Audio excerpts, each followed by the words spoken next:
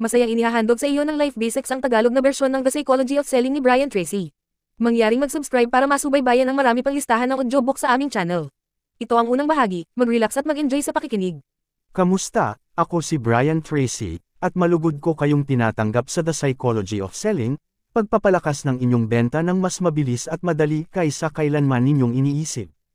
Introduction, sinabi ni Napoleon Hill na ang imahinasyon ay literal na ang gawaan kung saan nabubuo ang lahat ng mga plano na likha ng tao. Layunin ng aklat na ito na bigyan ka ng isang serye ng mga ideya, estratehiya, at teknik na maaari mong gamitin kaagad upang magbenta ng mas mabilis at mas madali kaysa kailanman.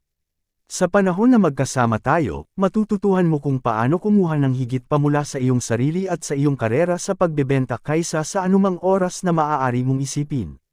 Matututuhan mo kung paano gawing doble, triple, at maging quadruple ang iyong mga benta at kita sa loob ng ilang buwan o kahit na sa loob lamang ng ilang linggo. Ang audiobook na ito ay ang pinalawak na bersyon ng aking internasyonal na matagumpay na programa sa pagbebenta, ang The Psychology of Selling.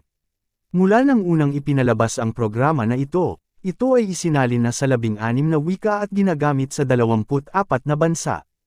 Ito ang pinakamabentang profesional na programa sa pag-aaral ng pagbebenta sa kasaysayan. Maging milyonaryo, ayon sa pagsusuri sa mga nagtapos ng aking mga programa sa pagsasanay, mas maraming mga nagbebenta ang naging milyonaryo sa pamamagitan ng pakikinig at pagpapatupad ng mga ideyang ito kaysa sa anumang ibang proseso ng pagsasanay sa pagbebenta kailanman na naimbento. Gamit ang material na ito, personal kong na-train ang higit sa 500,000 mga nagbebenta sa buong mundo, mula sa libu-libong mga kumpanya at halos lahat ng industriya. Ang mga ideyang ito ay tunay na gumagana. Ang aking sariling kwento, hindi ako nagtapos sa high school. Sa halip, bilang isang binatang lalaki, naglakbay ako upang makita ang mundo.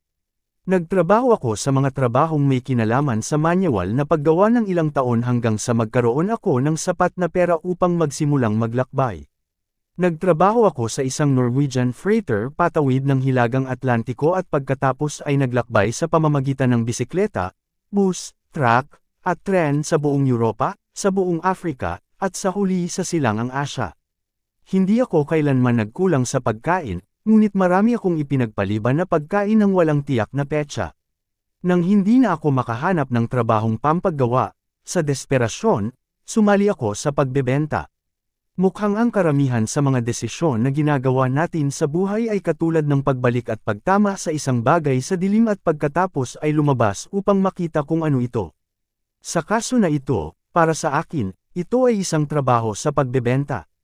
Batayang pagsasanay, kinuha ako sa tuwid na komisyon, at nakakuha ako ng 3 bahagi ng pagsasanay sa pagbebenta. Ito ang iyong mga card, ito ang iyong mga brochures, andyan ang pinto. Armado ng pagsasanay na ito, sinimulan ko ang aking karera sa pagbebenta sa pamamagitan ng pagtawag ng malamig sa mga tanggapan sa araw at pagtuktok sa mga pintuan ng mga tahanan sa gabi.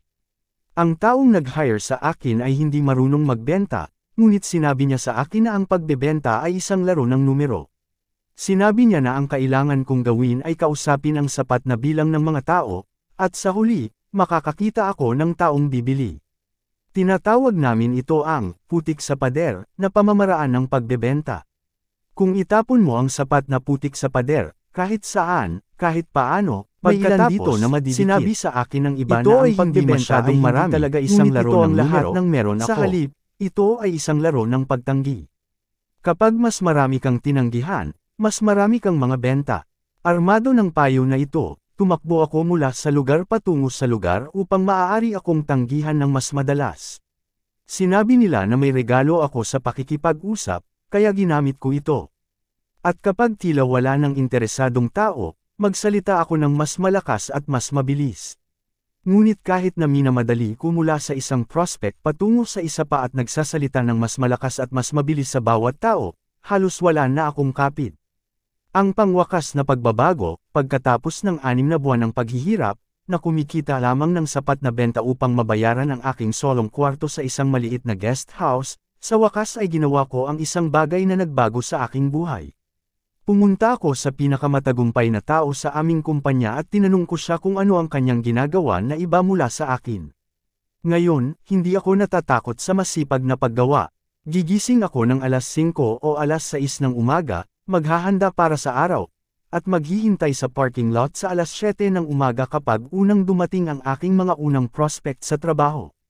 Nagtrabaho ako buong araw. Pumupunta mula sa opisina patungo sa opisina at kumpanya patungo sa kumpanya sa mga gabi. Tinitingnan ko ang mga pinto ng mga tahanan hanggang alas 9 o 10 ng gabi.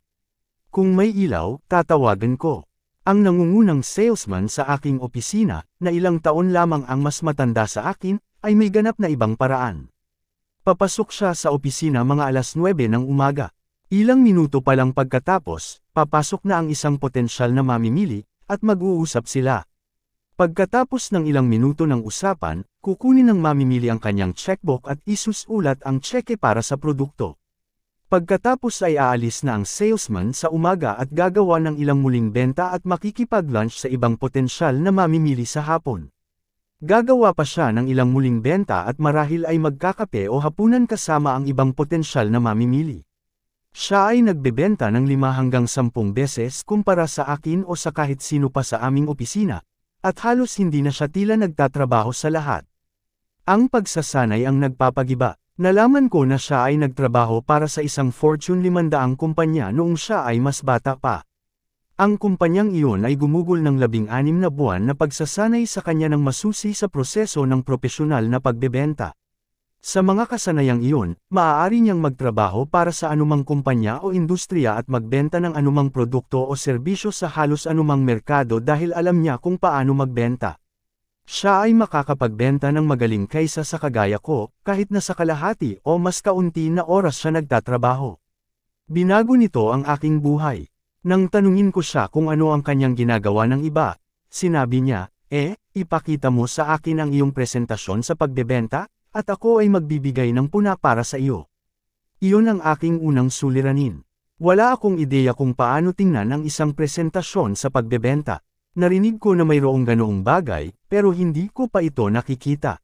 Sinabi ko, ipakita mo sa akin ang iyong, at ipapakita ko sa iyo ang akin. Siya ay mapagpasensya at magalang, at sinabi niya, sige, narito ang isang pangunahing presentasyon sa pagbebenta mula sa simula hanggang wakas. Pagkatapos ay nilakaran niya ako ng hakbang-hakbang sa isang presentasyon sa pagbebenta para sa aming produkto. Sa halip na gumamit ng pahayag o mga matalinghagang linya upang kumuha ng pansin o labanan ng resistensya, nagtanong siya ng isang serye ng lohikal na mga tanong mula sa pangkalahatan hanggang sa partikular na angkop sa isang tunay na potensyal na mamimili. Sa dulo ng serye ng mga tanong, naging ganap na malinaw sa mamimili na maaari niyang gamitin at makinabang sa aming produkto. Ang huling tanong ay simpleng para isara ang benta, kumilos ka agad. Naisulat ko pagkatapos ay nalaman ko tungkol sa mga libro sa pagbebenta. Wala akong ideya na ang ilan sa pinakamahusay na mga nagbebenta sa mundo ay sumulat ng ilan sa pinakamahusay na ideya sa pagbebenta sa mga libro. Nagsimulang magbasa ako ng lahat ng maaari kong mahanap tungkol sa pagbebenta. Ginugol ang unang 2 oras ng bawat araw sa pag-aaral at pagtatala. Kasunod nito, natutunan ko tungkol sa pag-aaral sa audio. Binago nito ang aking buhay. Nag-umpisa kong makinig ng oras pagkatapos ng oras sa mga audio program habang naglalakad mula sa opisina patungo sa opisina. Pinakikinggan ko sila sa umaga, pinakikinggan ko sila sa gabi. Nag-ensayo at nag-practice ako ng mga pinakamagandang pangungusap at mga parirala mula sa pinakamahusay na mga nagbebenta hanggang sa maalala ko sila sa aking pagtulog, at ang aking mga benta ay umangat at umangat. Pagkatapos ay natuklasan ko ang mga seminar sa pagbebenta. Iniisip ko ay patay na ako at pumunta sa langit. Wala akong ideya kung gaano karami ang maaari mong matutunan mula sa isang seminar sa pagbebenta. Nagsimulang dumalo ako sa bawat seminar at kurso na maaari kong mahanap, kahit na kailangan kong maglakbay ng malalayong distansya, na ginawa ko at nasa bandang huli ay magagawa ko. At patuloy ang pagtaas ng aking mga benta. Lumipat sa pamamahala, ang aking mga benta ay sobrang mataas kaya't ginawa ako ng aking kumpanya bilang isang tagapamahala ng pagbebenta. Sinabi nila, kahit ano pa ang iyong inuusok, hanapin ang ilang mga tao na gustong magbenta at ibahagi mo ito sa kanila. Nagsimulang mag-recruit ng mga nagbebenta mula sa kalsada at sa pamamagitan ng mga ad sa dyaryo. Ipinaliwanag ko sa kanila ang aking pamamaraan at proseso ng pagbebenta. Lumabas sila sa pinto, at nagsimula agad sa pagbebenta. Ngayon, marami sa kanila ay milyonaryo at multimilyonaryo. Ang pinakamahusay, ang simpleng ideyang nagbago sa aking buhay, ay ang pagtuklas ng batas ng sanhi at epekto. Ano ang sinasabi ng batas na ito ay may sanhi para sa bawat epekto, na lahat ng bagay ay nangyayari sa dahilan. Ang tagumpay ay hindi aksidente, ang pagkabigo ay hindi rin aksidente. Sa katunayan, ang tagumpay ay maaaring malaman, iniwan nito ang mga bakas. Narito ang isang magandang tuntunin kung gagawin mo ang ginagawa ng ibang matagumpay na tao ng paulit-ulit. Walang anuman sa mundo ang makakapigil sa iyo na sa huli ay makakamit ang parehong mga resulta na kanilang nararating. At kung hindi mo gagawin ito, walang makakatulong sa iyo. Tandaan na ang lahat ng nasa tuktok 10 sa mga benta ngayon ay nagsimula sa pinakapanghuli 10%. Lahat ngayon na kumikita ng mabuti ay minsan ay mababa ang kinikita. Ang lahat sa harap ng linya ng buhay ay nagsimula sa likod ng linya. At sa bawat kaso, ang ginawa ng mga tao sa tuktok ay nag-aral mula sa mga eksperto. Natuklasan nila kung ano ang ginagawa ng iba pang mga tao sa tuktok para maging matagumpay, at ginawa nila ang parehong mga bagay sa kanilang sarili muli at muli hanggang sa kanilang nakamit ang parehong mga resulta. At gayon din sa iyo. Gamitin ang iyong natutunan. Minsan tinatanong ko ang aking mga tagapakinig sa pagbebenta, ano ang pinakapopular na kagamitan sa ehersisyo sa bahay sa Amerika? Pagkatapos ng kaunting pag-aalinlangan, sinasabi ko sa kanila na ito ay ang treadmill. Ginugol ng mga Amerikano ng higit sa $1 bilyong sa mga treadmill bawat taon. Pagkatapos tinatanong ko ang pangalawang tanong, kung bumili ka ng isang treadmill at dalhin ito sa iyong bahay, ano ang magtatakda kung gaano karaming pakinabang ang makukuha mo mula sa treadmill na iyon? Ang kanilang sagot, ang pakinabang na makukuha mo ay magdedepende kung gaano kadalas mo itong gagamitin at gaano katagal mo itong gagamitin tuwing beses. Narito ang punto ko, walang tanong kung magbibigay sa iyo o hindi ang treadmill ng mga resulta na hinahanap mo. Ito ay matagal nang na-establish. Alam ng lahat kung gagamitin mo ang treadmill ng regular at sa mahabang panahon, tiyak na makakakuha ka ng. Tandaan ang sinabi ni Napoleon Hill, anuman ang isip ng tao ay makakabuo at makakakamtan ito. Kabanata 1, ang kalooban sa pagbebenta. Sinabi ni Robert Collier, isipan ang bagay na ito na nais mo, tingnan ito, damhin ito, maniwala dito. Gumawa ng iyong mental na plano at simulan itong itayo. Wala nangyayari hanggat walang benta na nangyayari. Ang mga nagbebenta ay ilan sa pinakamahalagang tao sa ating lipunan.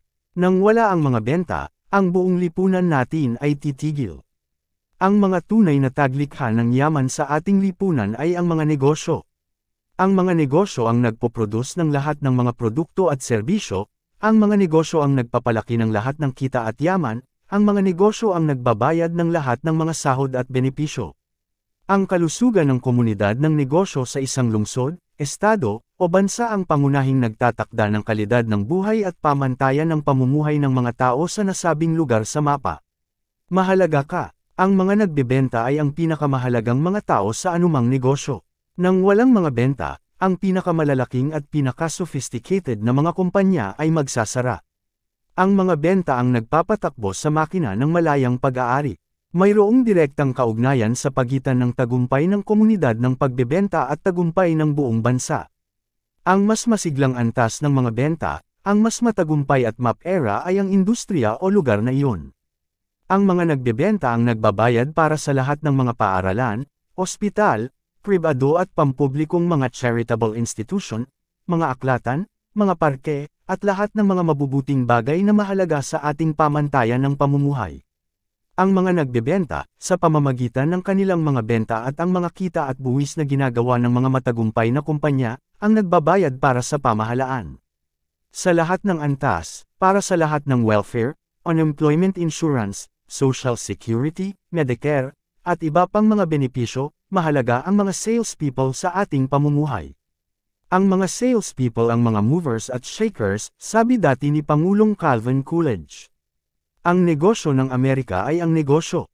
Kung iyong tatanggalin ang mga pangunahing pahayagan tulad ng The Wall Street Journal at Investors Business Daily, at mga pangunahing magazine sa negosyo tulad ng Forbes, Fortune, Businessweek, Inc., Business 2.0, Wired, at Fast Company, halos lahat ng kanilang isinusulat ay may kinalaman sa sales. Lahat ng ating mga financial market, kasama na ang presyo ng mga stocks, bonds, at commodities, pati na rin ang kasalukuyang interest rates, ay may kinalaman sa sales. Bilang profesional na salesperson, ikaw ay isang mover at shaker sa ating lipunan. Ang tanong lamang ay, gaano kahusay ka magbenta? Sa maraming taon, itinuturing na pangalawa ang sales na trabaho. Maraming tao ang nahihiya na sabihin sa iba na sila ay nasa sales. Mayroong pangkalahatang bias laban sa mga salespeople. Kamakailan lang, sinabi ng presidente ng isang kumpanya sa Fortune 500 sa isang mamamahayag, dito sa paligid, itinuturing namin ang sales na bahagi ng kadiring bahagi ng aming negosyo. Ngunit ang mga pinakamahusay na kumpanya ay alam na ang attitude na ito ay nagbabago ng mabilis. Ngayon, ang pinakamahusay na kumpanya ay may pinakamahusay na mga tao. Ang ikalawang pinakamahusay na kumpanya ay may ikalawang pinakamahusay na mga salespeople. Ang ikatlong pinakamahusay na kumpanya ay patungo na sa pagkalugi. Ang pinakamahusay na mga organisasyon sa mundo ay lahat ng superb na selling organizations. Daan-daang mga universidad ngayon ang nag-aalok ng mga kurso sa profesional na pagbebenta, isang malaking pagbabago mula sa ilang taon na ang nakalilipas. Maraming kabataan ang lumalabas sa kolehiyo at agad na naghahanap ng mga posisyon sa sales sa mga malalaking kumpanya. Mas maraming mga CEO ng Fortune 500 companies ang nagmula sa mga ranggo mula sa sales kaysa sa iba pang bahagi ng kumpanya. Ang pinakamakapangyarihang businesswoman sa Amerika ay si Carly Fiorina, presidente at CEO ng Hewlett-Packard. Pagkatapos kumuha ng degree sa medieval history mula sa Stanford, siya ay nagtrabaho sa AT&T sa sales at umasenso. Si Pat Mulcahy, na minsang naging presidente ng Xerox, ay nagtrabaho rin mula sa sales. Marami sa mga pinakamahusay na kumpanya sa mundo ay pinamumunuan ng dating mga salespeople. Malaking kita at seguridad sa trabaho, maaari kang maging proud na maging isang profesional na sales. Ang iyong kakayahan sa pagbenta ay maaaring magbigay sa iyo ng malaking kita at panghabang buhay na seguridad sa trabaho. Anuman ang mangyari sa ekonomiya, palaging may pangangailangan para sa mga top salespeople.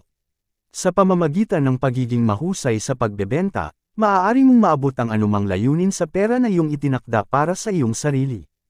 74% ng mga self-made millionaires sa Amerika ay mga entrepreneurs, mga taong nagsimula at nagtayo ng kanilang sariling mga negosyo. Kumuha sila ng ideya para sa isang produkto o serbisyo na walang ibang nag-aalok o na sa tingin nila ay mas mabuti nilang maya-alok kaysa sa kompetisyon, at nagsimula sila ng kanilang sariling negosyo. At sa mga entrepreneurs, ang pinakamahalagang kasanayan para sa tagumpay ay ang kakayahan sa pagbebenta. Lahat ng iba pang kasanayan ay maaaring kunin mula sa ibang lugar, ngunit ang kakayahan sa pagbebenta ang pangunahing salik na nagtatakda sa tagumpay o kabiguan ng isang kumpanya. 5% ng mga self-made millionaires sa Amerika ay mga salespeople na nagtrabaho para sa iba't ibang mga kumpanya sa buong buhay nila. Ang mga salespeople ngayon ay ilan sa mga pinakamataas na bayad na tao sa Amerika, kadalasan kumikita ng higit pa kaysa sa mga doktor, abogado, arkitekto, at mga tao na may malawak na academic degrees. Ang sales ay isang mapagkakakitaang propesyon.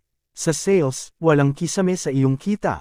Kung ikaw ay wastong na i-train, may kakayahan, at nagbebenta ng tamang produkto sa tamang merkado, walang limitasyon sa dami ng pera na maaari mong kitain. Ang pagbebenta lamang ang larangan sa ating lipunan kung saan maaari kang magsimula na may kaunting kasanayan o pagsasanay, manggaling sa anumang background, at kumita ng magandang kabuhayan sa loob lamang ng 3 hanggang 12 buwan. Ang 80-20 rule sa pagbebenta, nang ako ay magsimulang magbenta, sinabihan ako ng isang tao. Tungkol sa prinsipyo ng Pareto, na kilala rin bilang patakaran ng 80-20, sinabi niya, ang nasa taas na 20% ng mga nagbebenta ay kumikita ng 80% ng pera, at ang nasa ibaba na 80% ay kumikita lamang ng 20% ng pera. Wow! Ako'y bata pa noon, at ito ay tunay na nagbukas ng aking mga mata. Kaya't, agad kong naisip na dapat akong maging nasa top 20%. Sa huli, natutunan kong ito ay isa sa mga pinakamahalagang desisyon at mga baliktanaw sa aking buhay. Muli, ang nasa taas na 20% ng mga nagbebenta ay kumikita ng 80% ng mga benta at 80% ng pera. Ang mga nasa ibaba na 80% ng mga nagbebenta ay kumikita lamang ng 20%. Ang iyong misyon ay magpasya na sumali sa nasa top 20% at pagkatapos ay matutuhan kung paano makarating doon. Ang prinsipyo ng Pareto ay umiiral din sa nasa taas na 20% ng mga nagbebenta. Ito ay nagsasabi na ang nasa taas na 20% ng nasa taas na 20% na nagreresulta sa nasa top 4% ay kumikita ng 80% ng pera sa nasa taas na 20% ng mga nagbebenta. Wow! Sa bawat malaking puwersa ng pagbebenta, 4 o 5 tao sa 100 ang gumagawa ng kasing daming mga benta at kumikita ng kasing laki ng pera kumpara sa lahat ng iba pang pinagsama-sama. Huwag mong ikabahala ang pera. Mayroong napakabuting dahilan upang sumali sa nasa top 20% at pagkatapos ay sa nasa top 4%. Hindi mo na kailangang mag-alala tungkol sa pera o mag-alala tungkol sa seguridad sa trabaho. Hindi ka na mag-aalala tungkol sa empleyo. Ang mga tao sa nasa top 20% o mas mataas ay ilan sa pinakamasiyahin na mga tao sa ating lipunan. Sa kabilang banda, ang mga tao sa nasa ibaba na 80% ay nag-aalala tungkol sa pera. Isa sa mga malaking trahedya ng ating lipunan, ang pinakamayaman sa kasaysayan ng tao, ay ang karamihan ng mga tao ay nag-aalala tungkol sa pera karamihan ng oras. Sila ay bumabangon sa umaga na iniisip ang kanilang mga problema sa pera. Iniisip nila kung gaano kakaunti ang pera nila buong araw. Kapag sila ay umuwi sa gabi, sila'y nag-uusap at madalas na nag-aaway tungkol sa pera at kung magkano ang lahat ng bagay ay nagkakahalaga. Ito ay hindi magandang paraan ng pamumuhay. Ang mga nasa taas na tao ay kumikita ng maraming mas marami. Ang mga tao sa nasa top 20, sa average, ay kumikita ng 16 na beses ang average na kita ng mga tao sa nasa ibaba ng 80. Ang mga nasa top 4% ay kumikita, sa average, ng 16 na beses ng mga tao sa nasa top 20. Ito ay nakakagulat. Ang isang malaking kumpanyang seguro sa Amerika ay sinubukan ng patakaran ng 80-20 at ilang taon na ang nakalilipas sa kanilang ilang libong mga ahente sa buong bansa. Natuklasan nila na may mga individual na ahente sa buong bansa na sila lamang ang nagbebenta at kumikita ng higit sa 20 hanggang 30 iba pang propesyonal na mga ahente sa buong oras, kahit na silang lahat ay nagbebenta ng parehong mga produkto sa parehong mga tao sa parehong mga presyo, sa parehong mga opisina, at sa ilalim ng parehong mga kondisyon sa kompetisyon. Sa parehong taon, ako ay bumisita sa 2 elite na grupo ng mga nagbebenta sa 2 magkaibang industriya. Ang mga tao sa mga industriyang ito ay nagsimula sa kalye, tumatawag para sa pera mula sa pahayagan o sa mga pahina ng dilaw. Lahat sila ay nagtatrabaho sa tuwid na komisyon, isang benta sa bawat pagkakataon. Ngunit ang average na taunang kita ng mga nagbebenta sa mga elite na grupo na ito ay 830 at 3,000 at 850,000. Ang ilan sa mga nasa tuktok ng mga grupo na ito ay kumikita ng maraming milyong dolyar kada taon sa tuwid na komisyon. Kaya't ang iyong layunin ay dapat na makapasok sa nasa top 20% at pagkatapos ay sa nasa top 10%, nasa top 5%, nasa top 4%, at iba pa. Ang layunin ng programang ito ay upang dalhin ka doon. Ito ay upang dalhin ka mula saan ka man ngayon hanggang saan mo nais pumunta sa hinaharap. Ito ay upang gawin ka isa sa mga pinakamataas na bayad na tao sa iyong industriya. Ang kakaibang edge, kung ang nasa top 20% ng mga nagbebenta sa isang industriya ay kumikita ng 80% ng pera at ang nasa top 20% ng mga kumpanya sa isang industriya ay kumikita ng 80% ng kita, ano ang mga pangunahing kadahilanan ng mga individual at organisasyon na gumagawa ng ganoong kahanga-hanga na pagkakaiba-iba?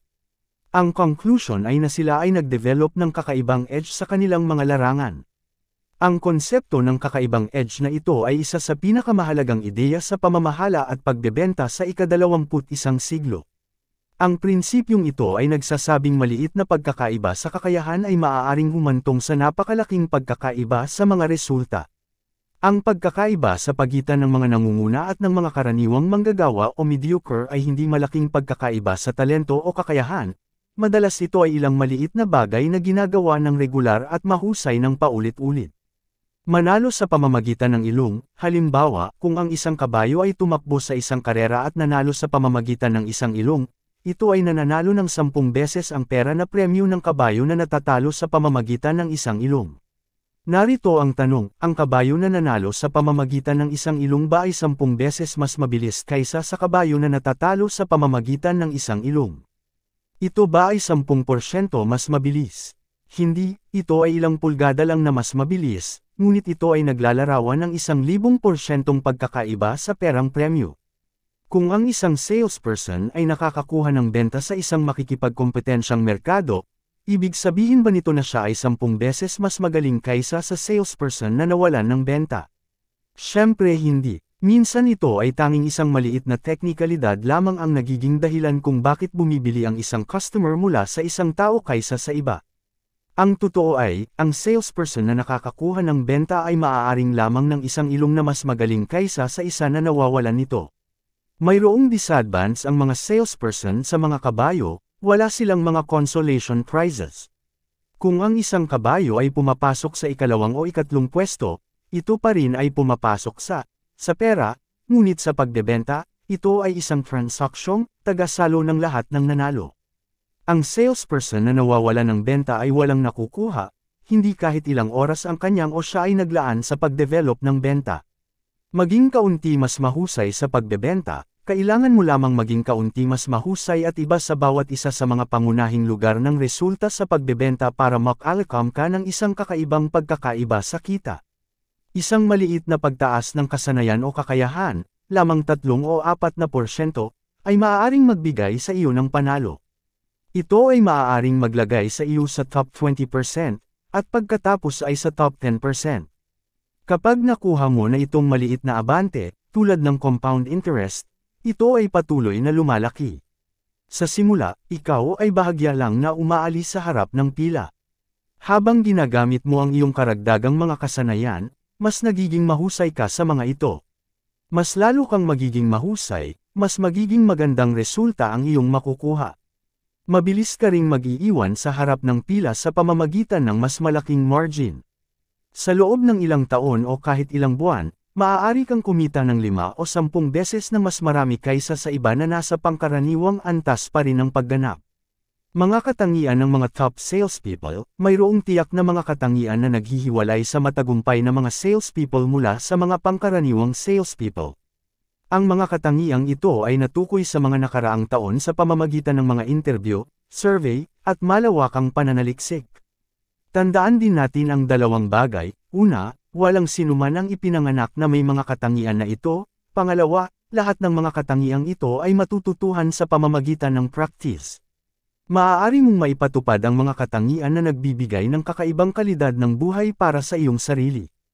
Noong una, pinaniniwalaan na ang mga tao ay tagumpay dahil sila ay galing sa tamang mga pamilya, may tamang edukasyon, nagbuo ng tamang mga kontak, at nakakuha ng magandang mga grado sa paaralan at iba pang masusukat na mga salik. Pero pagkatapos ay natuklasan ng mga mananaliksik na may mga taong nagsimula ng walang isa sa mga abanteng ito ngunit nagtapos sa tuktok ng kanilang propesyon, simula sa wala. Isa sa pinakamahusay na patunay nito ay ang bilang ng mga bagong immigrant na dumating sa bansang ito na may kaunting pera, walang mga kontak, walang background sa paaralan o universidad, limitadong kasanayan sa Ingles, at lahat ng iba pang makikitang kahinaan. Ngunit sa ilang paraan, sa loob ng ilang taon, sila ay nakayanan ng bawat kahinaan at naging mga leader sa kanilang larangan. Sa aking mga seminar, patuloy kong nakakilala ng mga lalaki at babae mula sa iba't ibang parte ng mundo na dumating sa bansang ito na walang-wala at ngayon ay mga top salespeople, mataas na binabayaran at maging mga self-made millionaires. Sa bawat kaso, ang mga dahilan ay mas may kinalaman sa kung ano ang nangyayari sa loob nila kaysa sa kung ano ang nangyayari sa labas. Ang tagumpay ay mental, ito ay kung ano ang nangyayari sa loob ng isip ng salesperson na gumagawa ng lahat ng pagkakaiba. Mga ilang taon na ang nakalilipas, ginawa ng Harvard University ang isang pag-aaral sa 16,000 mga salespeople at natagpuan na ang mga pangunahing katangian na nagtatakda ng tagumpay o kabiguan sa pagbebenta ay lahat ng mental. Kung ang isang tao ay mayroong tiyak na mga katangian, Siya o siya ay magtatagumpay, na patuloy na hawak ang lahat para sa lahat ng iba pa. Kung iyon mo itong maitatag, ang mga psikolohikal na katangian na ito ay bumubuo ng pundasyon para sa iyong sariling personal na tagumpay sa pagbebenta. Kung nais mong malaman kung gaano kataas ang isang gusali ay magiging, tinitingnan mo kung gaano kalalim nila ibinubomba ang pundasyon para sa gusaling iyon. Sa mas malalim na pundasyon, mas mataas ang gusali. Sa parehong paraan, sa mas malalim na pundasyon ng kaalaman at kasanayan, mas malaki ang buhay na magagawa mong itayo. Kapag naitayo mo na ang iyong pundasyon at nagiging lubos na mahusay sa pagbebenta, maaari kang pumunta kahit saan at sumulat ng iyong sariling tiket. At palaging maaari mong palalimin ang iyong pundasyon, gamitin ang higit pang iyong potensyal. Ang karaniwang tagapagbenta ay gumagamit lamang ng maliit na bahagi ng kanyang potensyal para sa epektibong pagbebenta. Tinataya na ang karaniwang tao sa pangkalahatan ay hindi gumagamit ng higit sa mga 10% ng kanyang potensyal. Ibig sabihin nito na bawat tao ay may hindi bababa sa 70% o higit pang potensyal na hindi pa nagagamit. Ito ay kapag natutunan mo kung paano buksan ang karagdagang 70% ng iyong sariling potensyal na naglalakad ka papunta sa mga kategorya ng kita ng pinakamataas na kumikita. Sundan ang mga leader. Kung ang iyong layunin ay maging sa nasa tuktok na 10% ng mga nagbebenta sa iyong larangan, ang unang bagay na gagawin mo ay alamin kung sino ang nasa tuktok na 10%. Sa halip na sundan ang mga sumusunod, ang mga pangkaraniwang tag performance sa iyong negosyo, sundan ang mga leader. Ihambing ang iyong sarili sa mga nasa tuktok. Tandaan, walang sino man ang mas mahusay sa iyo at walang sino man ang mas matalino sa iyo.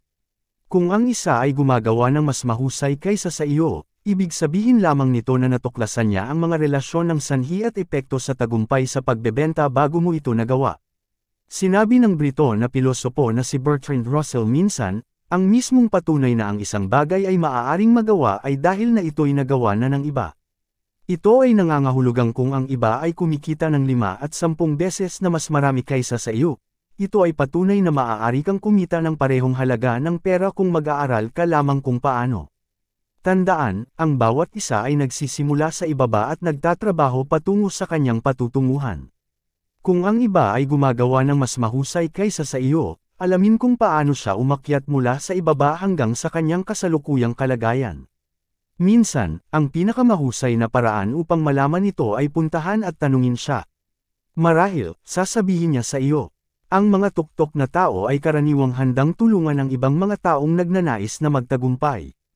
Ang iyong pangunahing programa, ang pinakapansin-pansin na pag-unlad sa psikolohiya at pagganap ng tao sa ika-20 siglo ay ang pagtatagpo ng konsepto ng sarili. Ang iyong konsepto ng sarili ay ang pangkat ng mga paniniwala na mayroon ka tungkol sa iyong sarili. Ito ang paraan kung paano mo nakikita ang iyong sarili at iniisip tungkol sa iyong sarili sa bawat larangan ng iyong buhay. Ang iyong konsepto ng sa. Ang lahat ng pagbabago at pagpapabuti sa iyong buhay ay nagsisimula kapag binago at pinabuti mo ang iyong konsepto ng sarili, ang iyong inner programming. Ngayon, hindi lamang mayroon kang pangkalahatang konsepto ng sarili na nagtatakda kung paano mo iniisip at nararamdaman sa pangkalahatan tungkol sa iyong sarili, sa iyong buhay, at sa iba pang mga tao, ngunit mayroon ka rin ng maraming mga konsepto ng sarili. Ito ay mga maliit na konsepto ng sarili na nagtatakda ng iyong epektibidad at pagganap sa bawat larangan ng iyong buhay, mula sa pagbibisikleta hanggang sa paggawa ng isang talumpati. Ang iyong konsepto ng sarili sa pagbebenta, halimbawa, sa pagbebenta, mayroon kang konsepto ng sarili hinggil sa iyong sarili at sa pangangalap ng mga prospect. Kung mayroon kang mataas at positibong konsepto ng sarili, ang pangangalap ng prospect ay walang problema para sa iyo. Umaakyat ka sa umaga na handa na tumawag sa mga bagong tao.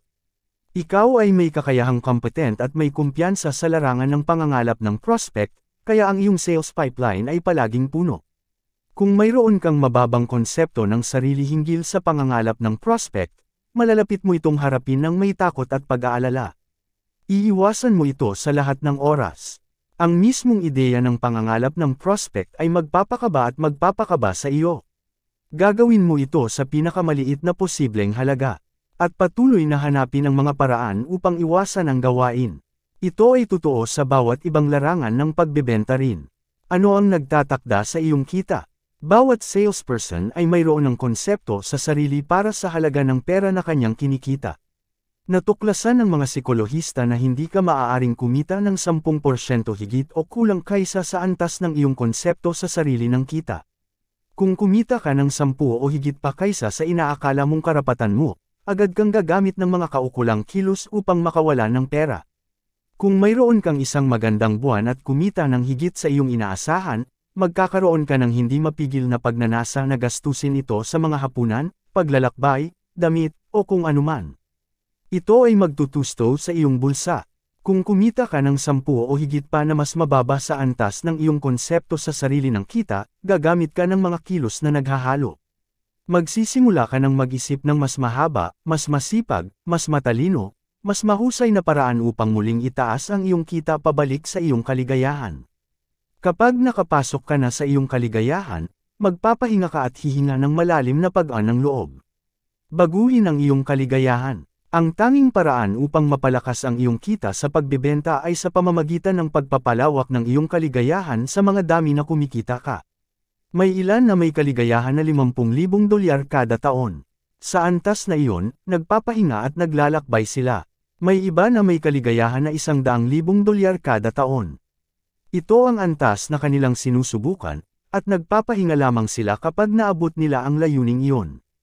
Narito ang malaking biro, karaniwan, may napakaliit na pagkakaiba sa talento sa pagitan ng taong kumikita ng $50,000 kada taon at ng taong kumikita ng $100,000 kada taon. Ang tanging pagkakaiba ay na isa ay nagpasya sa mas mababang antas habang ang isa ay tumanggi na magpakamababa kaysa sa $100,000 kada taon. I-reset ang iyong thermostato sa pananalapi. Hindi ka maaaring kumita ng higit sa labas kaysa sa iyong maaaring kumita sa loob. Halos parang mayroon kang isang thermostato sa kita na nagtatakda ng iyong pananalapi. Tulad ng alam mo, kapag itinakda ang isang thermostato sa isang tiyak na temperatura, patuloy itong mag-a-adjust ng pag-init at pagpapalamig upang panatilihin ang kwarto sa tiyak na temperatura na iyon. Sa parehong paraan, kung nakikita mo ang iyong sarili bilang isang taong kumikita ng $50,000 kada taon, patuloy kang gagamit ng mga kilos na pananatilihin ang iyong kita sa $50,000. Sa aking Ning, sa bawat kaso, ito ay ang kanyang konsepto sa sarili. Minsan, ang mga tao ay magtatakda ng layunin na kumita ng isang tiyak na halaga ng pera sa isang partikular na buwan, ngunit kung sila ay nagkaroon ng isang magandang buwan at nakamit nila ang halagang kanilang inaasahang konsepto sa sarili sa kalagitnaan ng buwan, sila ay tumitigil sa pagbebenta para sa susunod na 2 linggo. Hindi nila magawang maghintay hanggang sa unang araw ng buwan upang muling magkaroon ng kasiyahan sa pagbebenta. Ito ay medyo karaniwan. Makawala sa nakaraan. Maraming tao ang hindi nagpapakawala sa kanilang sarili dahil sa iniisip nila na hindi tamang kumita ng higit pa kaysa sa kanilang mga ama. Maraming beses ko nang nakita ang mga salesperson na nag-level sa isang tiyak na antas ng kita dahil iyon ang pinakamataas na halaga na kailanman nilikha ng kanilang mga ama. Sa isang hindi malay na antas, nagpasya sila na hindi sila kumikita ng higit pa sa halagang iyon, at ito ay nagiging totoo para sa kanila. Sa isang ekstremong kaso, nakita ko ang isang binata na lumipat mula sa bukid patungo sa lungsod at nagtrabaho bilang nagbebenta ng mga satellite dish sa mga magsasaka. Ang tagapagbenta na ito ay galing sa isang dukhang kapaligiran at hindi kailanman kumita ng napakalaking halaga ng pera, ngunit maganda ang ani sa taong iyon at bumibili ang mga magsasaka ng mga satellite dish na nagkakahalaga ng $5,000 na may 2 kamay. Nagsimula siyang kumita ng pera ng mas mabilis kaysa kailanman niyang pinangarap sa kanyang buhay. Ngunit ang karanasan ng pagkakaroon ng napakaraming pera ng napakabilis ay sobrang traumatiko para sa kanya na pagkatapos ng ilang benta sa simula ng linggo, talagang uuwi na siya, isasara ang lahat ng ilaw sa kanyang maliit na apartment, aakyat sa kanyang kama, at mananatili doon sa dilim na may tumitibok na puso. Siya ay sobrang layo na ng kanyang self-concept sa halaga ng kanyang kita na ang stress ay hindi na niya kayang pangatawanan. Baguhin ang iyong isip upang mapalaki ang iyong kita. Dapat mong makamit ang iyong mga layunin sa pinansyal sa iyong isip bago mo sila kailanman maabot sa iyong realidad. Dapat ay ang iyong layunin ay palakihin ang antas ng iyong self-concept ng kita ng kaunti-kaunti hanggang sa mag-isip, makita, at maramdaman mo ang iyong sarili bilang isang mas mataas na kumikita. Imahinahin mo ang iyong sarili parang ikaw ay kung sino na ang uri ng tao na gusto mong maging na kumikita ng klaseng perang gusto mong kitain. Tingnan mo ang ibang tao na kumikita ng mas maraming pera kaysa sa iyo at isipin na ikaw ay tulad nila. Isipin na ikaw ay may sapat na pinansyal na kalayaan na. Isipin mo ang iyong sarili na may lahat ng pera na kailanman mo pangangailanganin at gumagawa lamang ng mga tawag para sa benta dahil nakikita mo ang mga bagong tao. Ang kalmadong, kumpiyansa, at relax na pananaw, parang ikaw ay mayaman na, ay tutulong sa iyo na mag-perform ng iyong pinakamahusay na may mas kaunting tensyon. Maging makatotohanan. Mahalaga na maging makatotohanan sa pagbuo ng iyong bagong self-concept, lalo na sa simula. Noong una kong malaman ang kapangyarihan ng self-concept at kung paano kontrolado ng aking self-concept ang aking kita, kumikita ako ng mga $30,000 kada taon. Agad kong itinakda ang layunin na kumita ng $300,000 kada taon, ngunit sa halip na ang malaking layunin na ito ang magbigay sa akin ng inspirasyon, ito ay nagsilbing demotivator. Sa halip na ang aking isip ay magtrabaho upang humanap ng paraan upang kumita ng ganong klaseng pera, ang aking isip ay naputol tulad ng pagpatay ng isang switch ng ilaw. Ang natutunan ko mamaya ay na ang isang layunin na labis na malayo sa anumang iyong kailanman ay nagawa noon ay hindi pinapansin ng iyong self-concept. Sa halip na magbigay sa iyo ng inspirasyon, ito ay nagdadala sa iyo sa pagiging demotivator. Pagkatapos ng 6 na buwan ng pagtutok sa bagong hindi makatotohanang layunin na ito, sa wakas ay nabasa mo ang mga kwento ng mga senior executive sa mga malalaking korporasyon na kumikita ng higit sa $1,000,000 kada taon. Sa isang dahilan, nawawalan sila ng trabaho. Pagkatapos, ilang buwan mamaya, nababasa o naririnig mo tungkol sa kanila at nalalaman na sila ay nagtatrabaho para sa isa pang kumpanya at patuloy na kumikita ng higit sa $1,000,000 kada taon. Ang katotohanan ay, pagkatapos ng isang tao ay $1,000,000 bawat taon na tao, walang sino man ang mag-iisip na mag-alok sa kanya o sa kanyang mas kaunti. Ito ay tungkol lamang sa self-concept. Ang mga pangunahing resulta ng mga area ng pagbebenta. Sa pagbebenta, may 7 pangunahing resulta o cross. Ang mga cross na ito ay tulad ng mga digit sa isang numero ng telepono. Dapat mong tawagan ang bawat isa sa kanila sa sunod-sunod kung nais mong makapasok at magbenta. Ang iyong pagganap at kahusayan sa bawat isa sa mga pangunahing resulta na ito ang magtatakda sa iyong kabuuang tagumpay at ang taas ng iyong kita. Ang 7 pangunahing resulta na ito ay, paghahanap, pagtatayo ng ugnayan, pagtukoy ng pangangailangan, pagpapakita, pagsagot sa mga objection, pagwawakas ng benta, at pagkuha ng mga resales.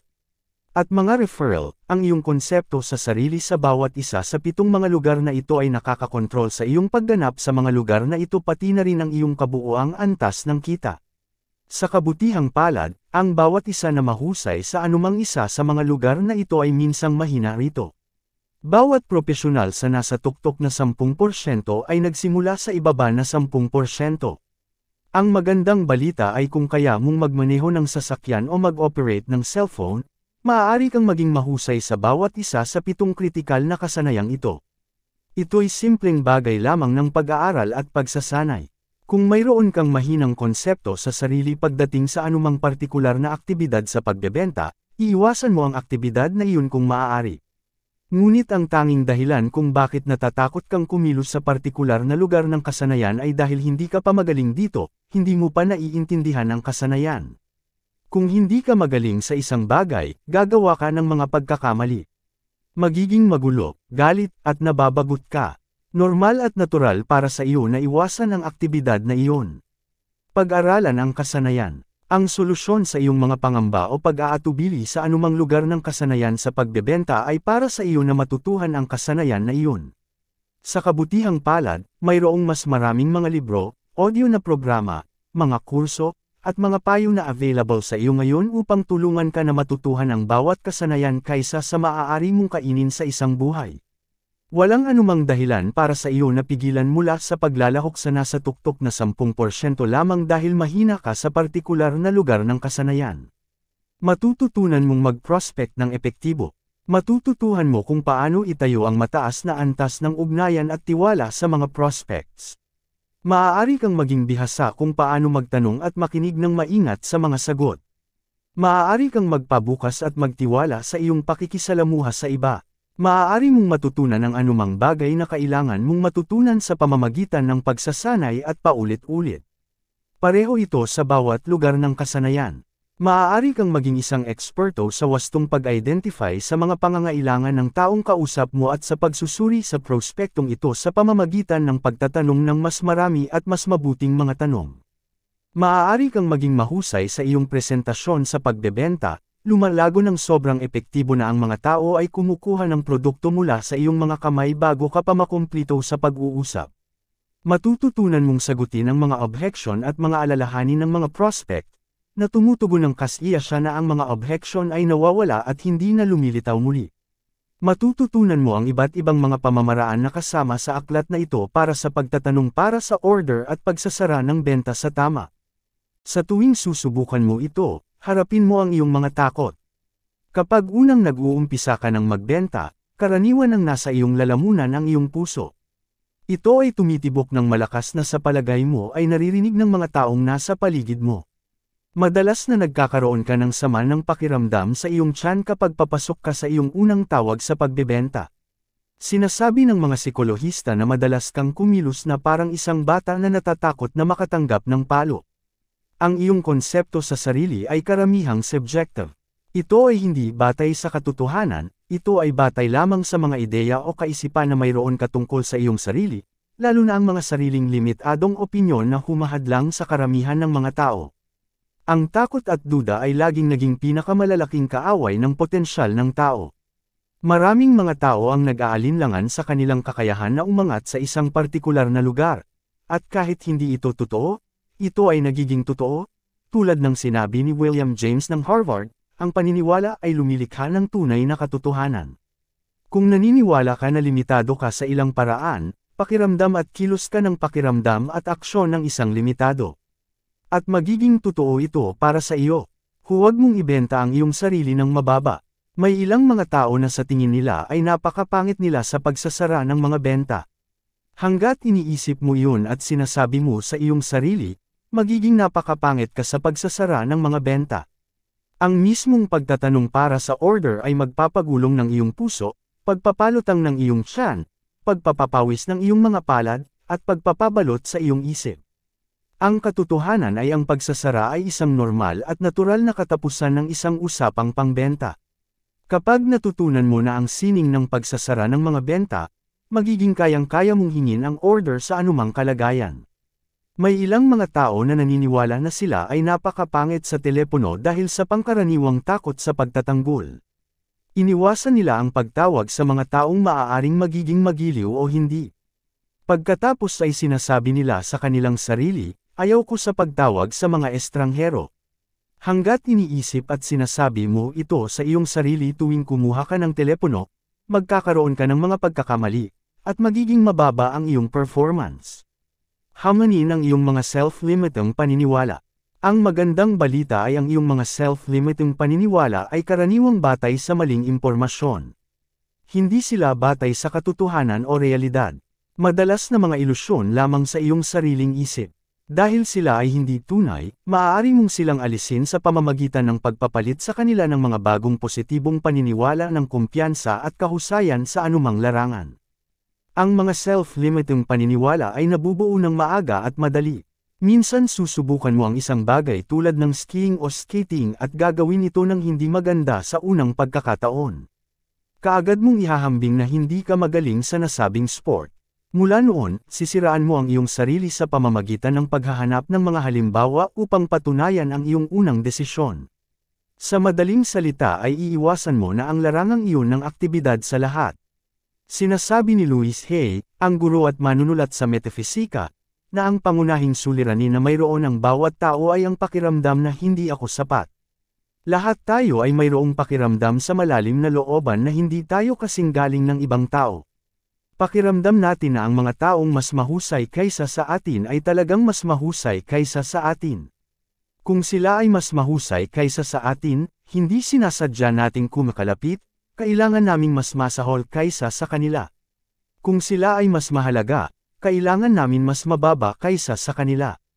Ang maling konklusyong ito ang pangunahing sanhi ng karamihan sa hindi pagiging masaya sa ating lipunan. Ang core reactor ng iyong konsepto sa sarili. Ang pinakamahalagang pag-alam sa lahat sa psikolohiyang konsepto sa sarili ay ang sentral na papel ng iyong pagpapahalaga sa sarili. Ang ang mga taong may mataas na pagpapahalaga sa sarili ay nakakakilala at nagpapakasal sa iba pang may mataas na pagpapahalaga sa sarili. Ang mga magulang na may mataas na pagpapahalaga sa sarili ay nagpapalaki ng mga anak na may mataas na pagpapahalaga sa sarili. Ang mga boss na may mataas na pagpapahalaga sa sarili ay bumubuo ng mga tauhang may mataas na pagpapahalaga sa sarili at mga empleyado. Ang mga lalaki at babae na may mataas na pagpapahalaga sa sarili ay nagtatakda ng mas mataas na pamantayan para sa kanilang sarili at nagpa-practice ng mas mataas na antas ng disiplina sa sarili. Sila ay may mas mahusay na mga kaibigan at mas nakakaintindi sa mga taong nakikilala nila. Sila sa pangkalahatan ay mas masaya at mas natutugunan kaysa sa mga taong hindi gaanong gusto ang kanilang sarili. Pagpapahalaga sa sarili at performance sa pagbebenta. Kung gaano mo gusto ang iyong sarili sa pagpaplano, pagtatayo ng ugnayan, pagtukoy ng mga pangangailangan, pagpapakita ng iyong produkto o serbisyo, pagsagot sa mga obhesyon, pagsasara ng benta, at pagkuha ng mga muli at mga referral, mas mahusay kang magiging sa bawat isa sa mga ito. Ang isang tao na hindi gusto ang kanyang sarili, o ang pakiramdam ng masama tungkol sa sarili sa isang partikular na larangan ay nagpapalpak sa larangang iyon. Ang mga salesperson na may mababang pagtingin sa sarili na hindi gusto ang kanilang sarili ay hindi rin masyadong gusto ang ibang tao. Bilang resulta, mahirap sa kanila ang magtayo ng mataas na kalidad na ugnayan sa mga customer. Sa isang dahilan, ang mga customer ay hindi partikular na nagugustuhan o nagtitiwala sa kanila at mas gusto nilang bumili mula sa iba. Gaano mo kagusto ang iyong sarili ang pangunahing sukatan ng iyong tagumpay sa pagbebenta at ng iyong kita.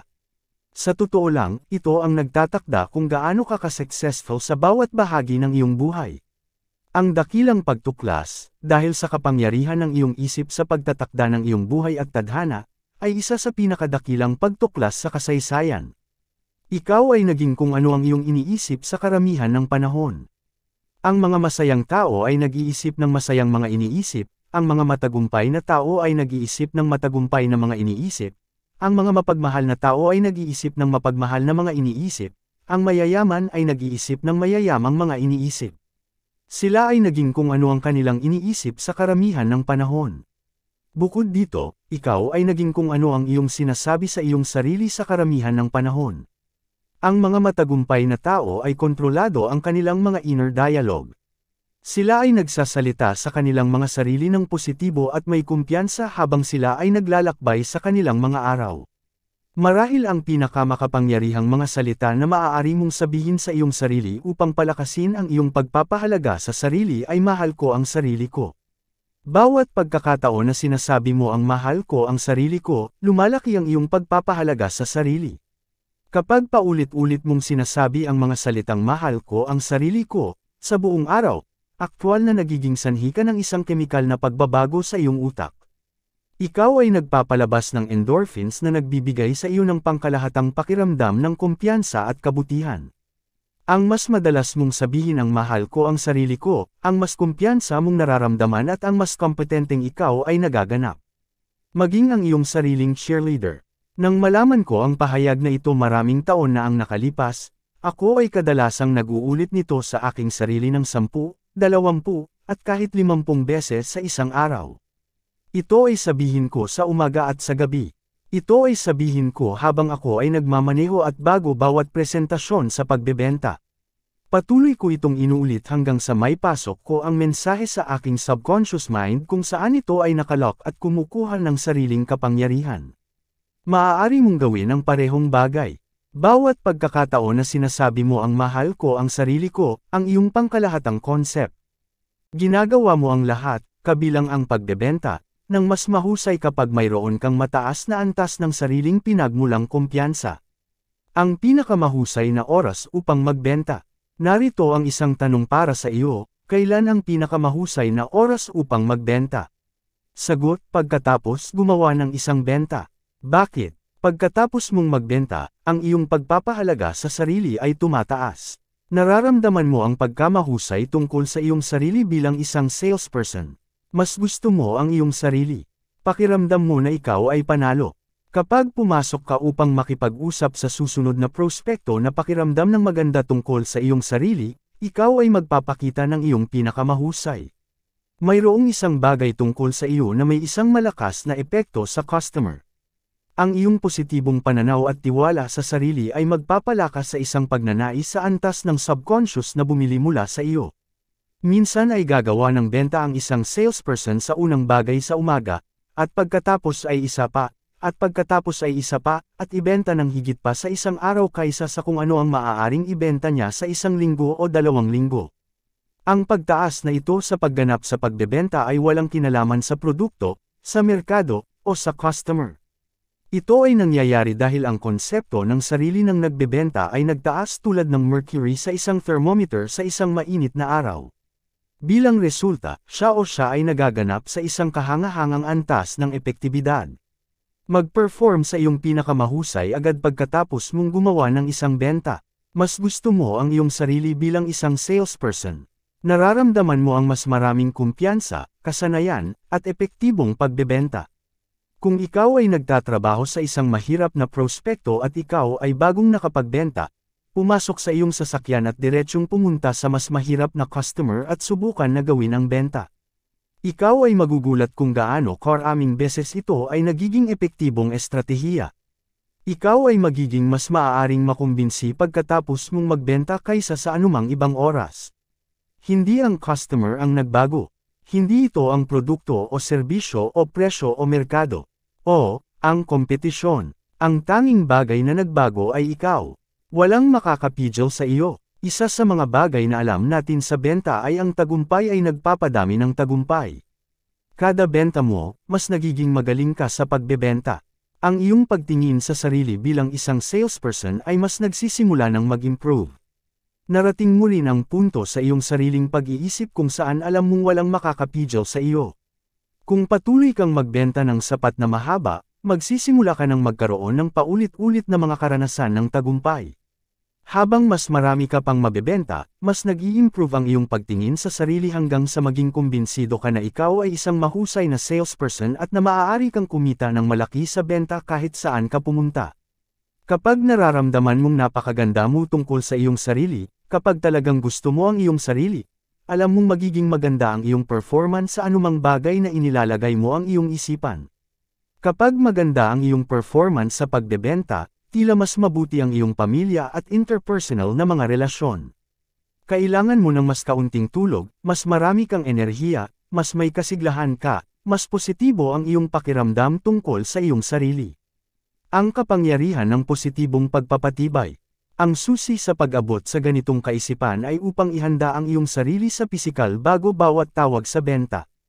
Huminto at kumuha ng ilang segundo at sabihin sa iyong sarili, gusto ko ang sarili ko, gusto ko ang sarili ko, gusto ko ang sarili ko. Ang pakikipag-usap sa iyong sarili ng positibo ay parang pagpapakalma sa iyong sarili, tulad ng pagpapakalma sa gulong. Pinapataas mo ang iyong pagpapahalaga sa sarili sa unang bagay sa umaga kapag gumising ka. Simulan ang pakikipag-usap sa iyong sarili sa pamamagitan ng pagsabi, gusto ko ang sarili ko at mahal ko ang akin. Pagkatapos ay bibigyan ka ng iyong subconscious mind ng mga salita, gawa, at damdamin na tugma sa mensahe na iyong ipinadala dito. Bago pumasok upang makita ang isang prospect, sabihin mo sa iyong sarili, ako ay isang mahusay na salesperson at ito ay magiging isang magandang tawag. Ulitin ito ng ilang beses. Ihanda ang iyong sarili sa pisikal para sa isang magandang karanasan. Kapag pumasok ka na upang makita ang prospect, bibigyan ka ng iyong subconscious ng mga salita, mga damdamin, at mga wika na tugma sa isang taong mahusay sa kanyang ginagawa. Ang pakikipag-usap sa iyong sarili ng positibo ay nagpapalakas sa iyong kumpiyansa. Ito ay nagdudulot sa iyo na makarelax at gumawa ng mas mahusay. Ang antas ng iyong kumpiyansa sa sarili at katahimikan ay may malakas na epekto sa taong iyong kausap. Ang positibong pakikipag-usap sa sarili ay humahantong sa positibong mga resulta sa benta. Mga hadlang sa tagumpay sa benta. May dalawang pangunahing hadlang sa paggawa at pagtapos ng anumang benta. Pareho silang mental. Sila ay ang takot sa pagkabigo at ang takot sa pagtanggi. Ang takot sa pagkabigo ang pinakamalaking dahilan para sa pagkabigo sa buhay ng isang adulto. Hindi ang pagkabigo mismo, kundi ang takot sa pagkabigo, ang pag-asam sa pagkabigo. Ang pag-aantes sa pagkabigo ang nagpapakasalig sa iyo upang magpaplamukan at mag-perform sa isang mas mababang antas. Ang takot sa pagkabigo ay isang malalim na subconscious fear na lahat tayo ay nagde-develop sa maagang buhay, karaniwan bilang resulta ng mapanirang kritisismo mula sa isa o parehong mga magulang kapag tayo ay mga bata pa. Kung patuloy kang inukit ng iyong mga magulang habang lumalaki ka, iyong mararanasan ang malalim na na-enrench na subconscious fear ng pagkabigo bilang isang adulto, sa hindi bababa sa hanggang sa matutunan mong mapalabas ito. Bakit hindi bumibili ang mga customer? Ang takot sa pagkabigo sa isip ng customer o prospect ay ang pinakamalaking hadlang sa pagbili. Bawat customer ay nagawa ng maraming pagkakamali sa pagbili. Binili niya ang mga serbisyo at sa huli ay nadiskubre niya na sobrang mahal. Binili niya ang mga produkto na nasira at hindi niya maipareper. Binigyan siya ng mga bagay na hindi niya gusto, hindi magagamit, at hindi niya kayang bayaran. Ibinenta siya ng mga bagay na hindi niya gusto, hindi magagamit, at hindi niya kayang bayaran. Ibinenta siya ng mga bagay na hindi niya gusto, hindi magagamit, at hindi niya kayang bayaran. Ibinenta siya ng mga bagay na hindi niya gusto, hindi magagamit, at hindi niya kayang bayaran.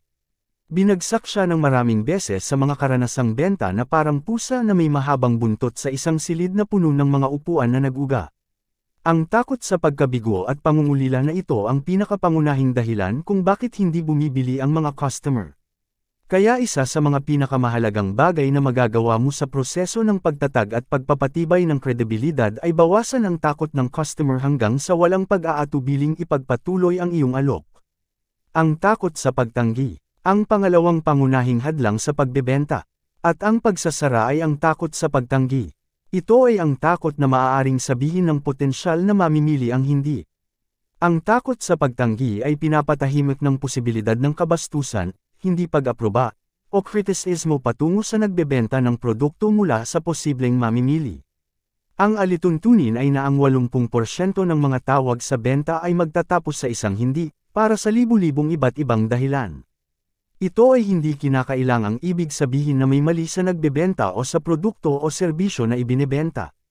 Sinasabi ng mga tao ang hindi dahil sa simpleng hindi nila kailangan ito, hindi nila gusto ito, hindi nila magamit ito, hindi nila mabili ito, o para sa iba pang dahilan. Kung ikaw ay nasa benta at natatakot sa pagtanggi, napili mo ang maling paraan ng pagkakakitaan.